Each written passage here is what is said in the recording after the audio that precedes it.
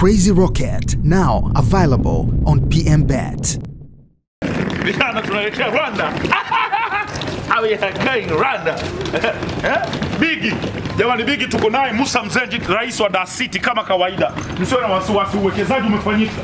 Na mwaka huu tumeshasema, alishasema anaweka bilioni kwenye basketball. B itatumika. City. Leo hii Dar City tunaenda kuipeperusha kwa mara nyingine tena bendera ya nchi yetu ya Tanzania katika mashindano yanayoenda kufanyika Rwanda. Kumbuka Dar City ndio timu ambayo iliqualify kuiwakilisha nchi ya Tanzania katika mashindano ya Afrika, lakini this time timu kubwa unaiona hapa, wachezaji international kutoka kila nchi unayojua wewe, ikiwepo Marekani, ikiwepo Ufaransa, wakiwepo wa Tanzania wenyewe, Kenya na sehemu zingine tofauti tofauti, wameungana kwa pamoja na timu ya Dar City kwa ajili ya kwenda kuwakilisha nchi yetu ya Tanzania katika mashindano huko Rwanda. Ninaye Ali atatuambia vizuri ni mashindano gani ambayo tunaenda kuwakilisha pale Rwanda na tutakaa kwa siku ngapi. Okay, mimi naitwa Ali, ni mtokea Dar City Basketball Team. Okay, mashindano yanayofanyika Rwanda ni ya Genocide Memorial Tournament ambayo yanakuwa yanafanyika kila mwaka nchini Rwanda kwa ajili ya kumbukumbu ambazo zimetokea kwa yale mauaji ya kimbali.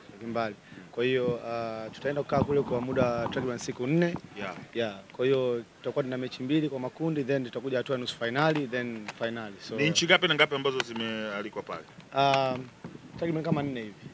4, Tanzania, Rwanda, Kenya.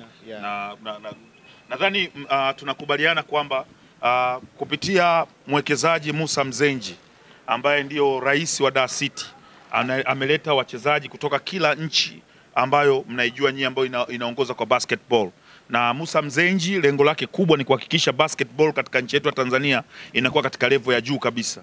Ameweka mamilioni, zaidi ya milioni 300 inaenda kutumika kwa ajili ya mwaka huu kuhakikisha Dar City inashiriki mashindano yote makubwa ya Afrika na mashindano yote makubwa ambayo tutashirikishwa kama timu ya basketball.